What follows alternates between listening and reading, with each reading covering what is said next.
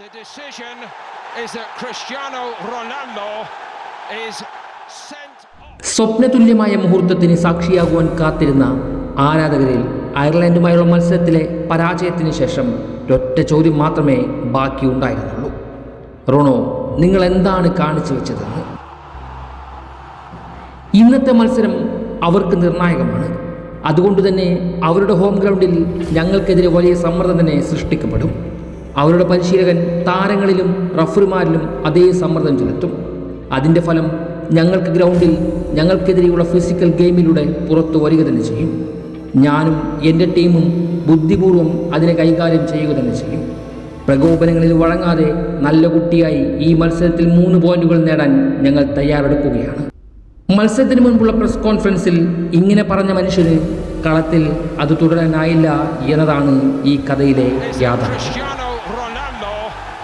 2026 world കപ്പിലെ ഏറ്റവും ശക്തരും ഫേവറേറ്റഡുമായ ടീമായി റൊണാൾഡോയുടെ പോർച്ചുഗൽ മാറിക്കഴിഞ്ഞിരിക്കുന്നു. ഒരു പക്ഷേ വേൾഡ് കപ്പ് ഏറ്റവും കൂടുതൽ നേടാൻ സാധ്യതയുള്ള ടീമാണെന്നും പലരുടെയും വാദമുണ്ട്. പക്ഷേ ഈ ഒരു നിമിഷം വരെയും ആ വേദിയിലേക്കുള്ള ടിക്കറ്റ് ഉറപ്പിക്കുവാൻ അവർക്ക് സാധിച്ചിട്ടുമില്ല. ഇതിനിടയിലാണ് ദയനീയമായ തോൽവിയും വയലന്റ് ആക്ഷന് റൊണാൾഡോയുടെ പുറത്ത്.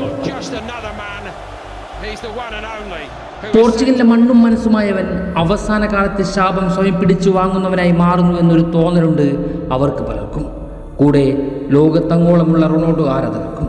പക്ഷേ ഫുട്ബോളിൽ പലപ്പോഴും സംഭവിക്കാറുള്ള ഇത്തരം നിമിഷം ഒന്നുകൊണ്ട് വെറുക്കപ്പെടേണ്ടവൻ ആണോ റൊണാൾഡോ എന്നും ഒരു നിമിഷം ചിന്തിക്കേണ്ടതുണ്ട്.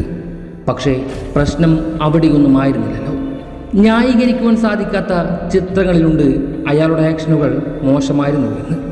നീതിയും ന്യായവും നിയമവും എല്ലാവർക്കും ബാധകമാണ്. ഫുട്ബോളിൽ കിരീടം വയ്ക്കാത്ത രാജാവിലേക്കുള്ള പ്രയാണം അത്രമേൽ പഠിച്ചു ഉൾക്കൊണ്ട വ്യക്തിയിൽ സാഹചര്യം എന്താണ് എന്ന് മനസ്സിലാക്കാനുള്ള ബോധം നഷ്ടപ്പെട്ട് കഴിഞ്ഞിരിക്കുന്നുവെന്ന് ചോദിക്കേണ്ടതുണ്ട്, ചിന്തിക്കേണ്ടതുണ്ട്. അല്ലെങ്കിൽ പിന്നെ പ്രകോപനം ഉണ്ടാകുമെന്നറിഞ്ഞിട്ട് പോലും ഇത്തരമൊരു റിയാക്ഷൻ ഉണ്ടായത് എന്തിൻ്റെ അടിസ്ഥാനത്തിലാണെന്നും സാഹചര്യത്തിലാണുവെന്നും റൊണാൾഡോയോട് തന്നെ ചോദിക്കേണ്ടതുണ്ട്. റൊണോ, നിങ്ങൾ ഈ ഒറ്റ നിമിഷം കൊണ്ട് എത്ര പേരുടെ സ്വപ്നമാണ് തകർത്ത് കളഞ്ഞത്? വിശ്വാസത്തെയും പ്രാർത്ഥനയുമാണ് നിലതെറ്റിച്ചത്. ക്യാമറ കണ്ണുകളെ തെറ്റിച്ചുള്ള അയർലൻഡ് താരത്തിൻ്റെ പിടിവലിക്കുള്ള റിയാക്ഷൻ മാത്രമാണതെന്ന് മനസ്സിലാക്കുവാൻ ആരാധകർക്ക് പലർക്കും സാധിക്കുമായിരുന്നു. പക്ഷേ ആ സാഹചര്യമാണ് നായകനെ വില്ലനാക്കി മാറ്റുന്നത്. പോർച്ചുഗൽ അത്തരമൊരു സാഹചര്യത്തിലൂടെയാണ് കടന്നു പോകുന്നത്. തിരിച്ചുവരവ് നടത്താനുള്ള വാതിലുകൾ അടയുന്നതും അവിടെയാണ്. തുടർന്നുള്ള ആക്ഷനുകൾ 2 കളിയുടെ ബാനും നൽകുമ്പോൾ നിങ്ങൾ കൂടെ ഉണ്ടാകുമെന്ന പ്രതീക്ഷയാണ് അവസാനിച്ചത്. കൂടെ ഇനി നിങ്ങളില്ലെങ്കിലും കുഴപ്പമില്ല എന്ന വിശ്വാസവും. 2022 വേൾഡ് കപ്പിലേക്ക് പോർച്ചുഗൽ കടന്നു വന്നത് പ്ലേ ഓഫിലൂടെയാണ് എന്നാണ് എൻ്റെ ഓർമ്മ. വീണ്ടും അത്തരമൊരു സൂയിസൈഡ് പോയിന്റിലേക്ക് പോർച്ചുഗൽ ചെന്നെത്തിപ്പെടാനും സാധ്യതയുണ്ട്. അടുത്ത മത്സരഫലം അനുകൂലമായി മാറണമെന്ന് തന്നെയായിരിക്കണം അയാളുടെയും പോർച്ചുഗലിൻ്റെയും വിമർശകരുടെയും പോലും വാദം, ആഗ്രഹം.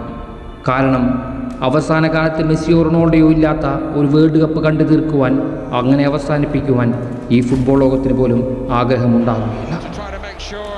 2005 ഹംഗറിയുമായുള്ള സാക്ഷാൽ ലയണൽ മെസ്സിയുടെ ഡെബ്യൂട്ട് മത്സരത്തിൽ എതിർ താരത്തിൻ്റെ കഴുത്തിലടിച്ചതിന് ഏറ്റവും വേഗതയേറിയ റെഡ് കാർഡ് നേടി പുറത്തുപോയ ലയണൽ മെസ്സിയെ ഞാൻ ഇന്നും ഓർക്കുന്നുണ്ട്.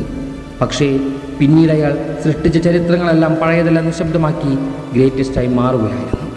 പക്ഷേ ഇവിടെ മറിച്ചാണ് കാര്യങ്ങൾ. അവസാനത്തിലേക്ക് എത്തുന്തോറും പ്രവൃത്തിയും വാക്കുകളും സ്വന്തം മാനതയുടെ തലയ്ക്ക് മുകളിൽ വല്ലാത്ത നീരസം പടർത്തി തിങ്ങി നിറയുകയാണ്.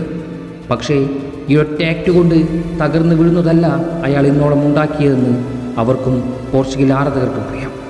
എല്ലാത്തിനുമുപരി അയാളും മനുഷ്യനാണ്. ഒടുക്കം വരെ കാത്തിരിക്കേണ്ടതുണ്ട്. അത് കഴിഞ്ഞിട്ടാകാം ലോകത്തിൻ്റെ വിധിയെഴുത്ത്.